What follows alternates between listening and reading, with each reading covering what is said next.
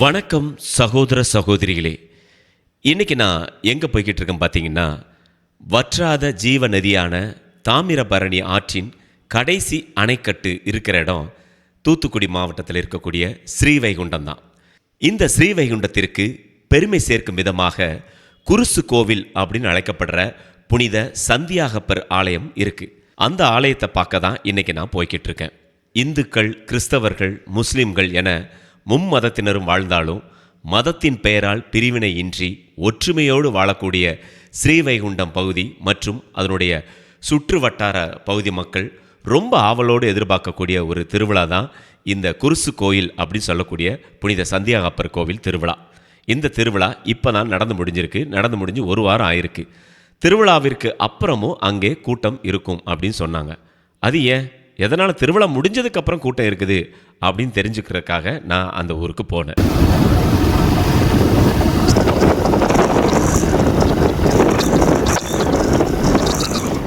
இந்த திருவிழாவில் பங்கேற்க கடலோர பகுதி மக்கள் கூட்டம் கூட்டமாக வந்து திருவிழா நடைபெறக்கூடிய அந்த 10 நாட்களும் கோவில் வளாகத்திலேயே குடிசைகள்லாம் போட்டு தங்கி புனித சந்தியாகப்பரை வழிபட்டுட்டு போவாங்களாம். ஜூலை 25ஆம் தேதி காலையில் தேர்பவனி வந்து ரொம்ப கிராண்டாக நடக்கும்.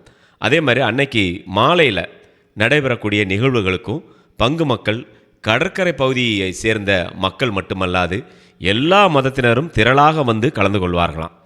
இதில் ரொம்ப முக்கியமாக வந்து வரக்கூடிய பகுதி மக்கள்லாம் பார்த்திங்கன்னா, நம்ம தென் தமிழகத்தில் கடலோரத்தில் இருக்கக்கூடிய மக்கள், கடற்கரை ஏரியாவில் இருக்கக்கூடிய அநேக மக்கள் இந்த சந்தியாகப்பர் ஆலய திருவிழாவை தங்களுடைய குடும்ப விழாவாக சிறப்பாக கொண்டாடுறாங்க.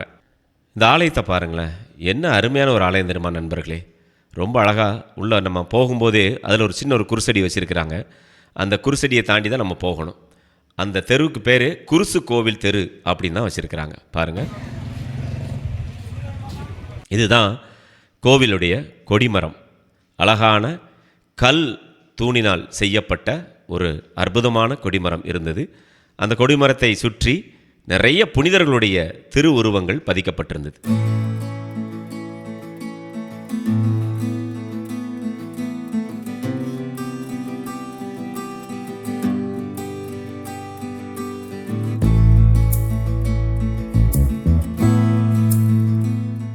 இதுதாங்க சங்கடம் நீக்கும் சந்தியாகப்பர் ஆலயம்.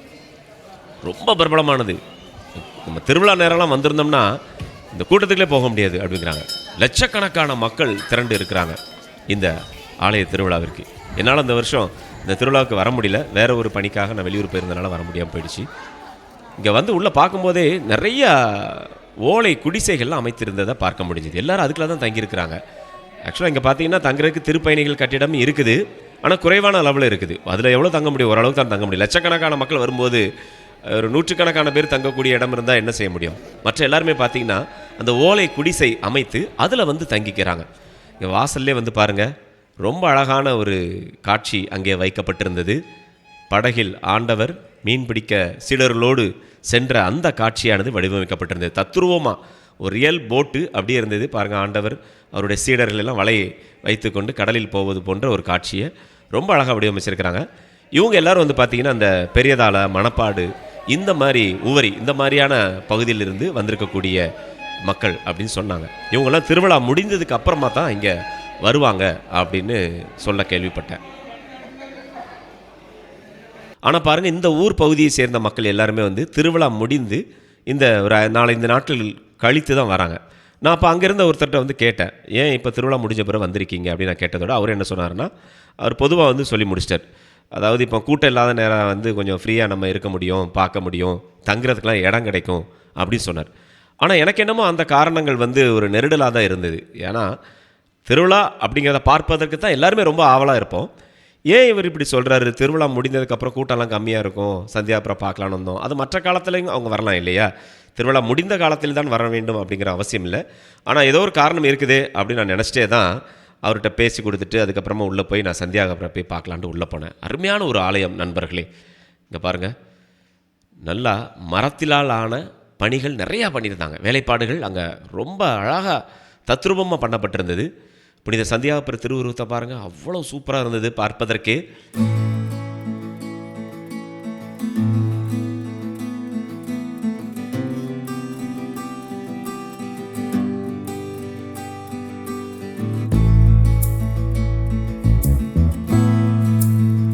பழைய ஆலயம் அதனுடைய பழமை மாறாமல் அப்படியே வச்சுருக்கிறாங்க. அதே மாதிரி அந்த ஆலயத்திற்கு உள்ளே இருக்கக்கூடிய சொரூபங்கள் எல்லாமே ரொம்ப அழகாக வடிவமைக்கப்பட்டு அழகான வேலைப்பாடுகளோடு அமைக்கப்பட்டிருந்தது நண்பர்களே.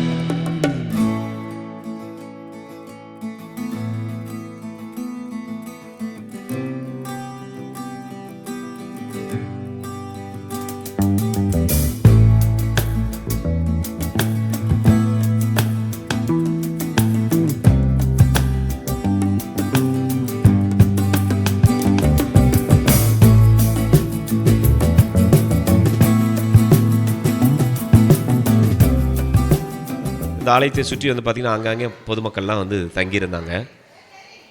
ஆலயத்தினுடைய தோற்றத்தை பாருங்கள். பார்த்திங்கன்னா ஒரு சின்ன கோவில் தான். நான் இவ்வளோ நாளும் ஸ்ரீவைகுண்டத்தில் சந்தியாகப்பர் ஆலயம் திருவிழா ரொம்ப கிராண்டாக இருக்குன்னு சொல்லுவாங்க. அப்போ ஒரு மிகப்பெரிய கோயிலாக இருக்குமோ அப்படின்னு நினச்சி ஒரு கற்பனையோடு தான் வந்தேன். முதல் முறையாக இப்பொழுது தான் அந்த கோவிலே வந்து பார்க்குறேன். ஆனால் பார்த்திங்கன்னா ஒரு சின்ன கோவில், ஆனால் அதனுடைய புதுமைகளும் சக்திகளும் வந்து பார்த்திங்கன்னா கடலை விட பெரிது அப்படி தான் நான் சொல்லுவேன். ஏன்னா அவ்வளவு லட்சக்கணக்கான மக்கள் இந்த ஆலயத்தினுடைய திருவிழாவிற்கு கூடுகிறார்கள் அப்படின்னா அப்போ என்ன மாதிரியான ஒரு பவர்ஃபுல்லான ஒரு இடம் இது அப்படி தான் எனக்கு மனசில் தோணிச்சு நண்பர்களே. சும்மாவாக வர்றாங்க மக்கள் இவ்வளோ கூட்டம் கூட்டமாக, அவர்களுடைய வேண்டுதல்கள் அவர்களுடைய பிரார்த்தனைகள் எல்லாமே நிறைவேறுது இல்லையா? அவர்களுடைய வியாதிகள் அவர்களுடைய நோய்கள் பிணிகள் எல்லாம் வந்து குணமாகுது அப்படிங்கிற ஒரு மிகப்பெரிய நம்பிக்கையோடு இந்த ஆலயத்திற்கு வருகின்றார்கள். ஆனால் ஆலயம் பார்த்திங்கன்னா சின்னதாக தான் இருக்குது. அதன் மூலமாக கிடைக்கக்கூடிய அந்த பலன் மிகப்பெரியது, அளவில்லாதது அப்படின்னு சொல்கிறாங்க. நண்பர்களே, நீங்கள் வந்து இந்த பகுதிக்கு வந்தீங்க அப்படின்னு சொன்னால் இந்த ஸ்ரீவைகுண்டத்துக்கு வாங்க.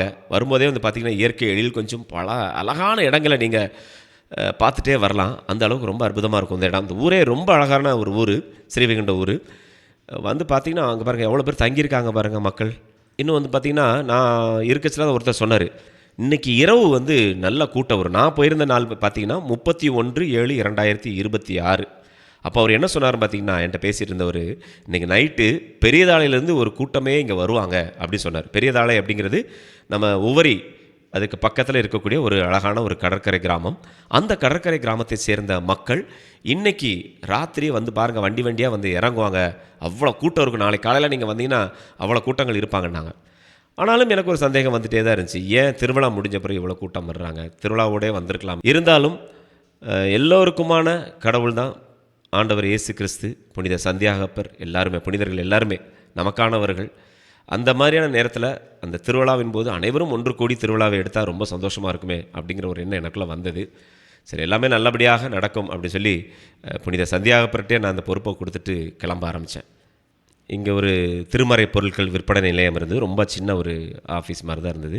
பக்கத்துலேயே வந்து பாருங்கள், அதுதான் வந்து பங்கு தந்தை இல்லம், அதுவும் அங்கே தான் இருக்குது.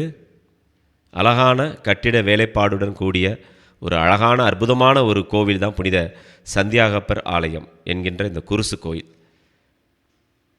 திருவிழாவுக்காக வந்த கடைகள் இன்னும் எடுக்கலை. ஏன்னா இன்னும் மக்கள் வந்துட்டுருக்குறாங்க. திருவிழா முடிஞ்சு ஒரு வாரம் ஆயிடுச்சு, ஆனால் மக்கள் வந்துட்டுருக்குறாங்க. வரக்கூடிய அந்த மக்களுக்கென்று சிறப்பு திருப்பலிகளும் நடைபெறுகின்றது, சிறப்பு ஆராதனைகளும் நடைபெறுகின்றது. நல்லா பொறுமையாக இருந்து சந்தியாகப்பரை வழிபட்டுட்டு போகிறாங்க.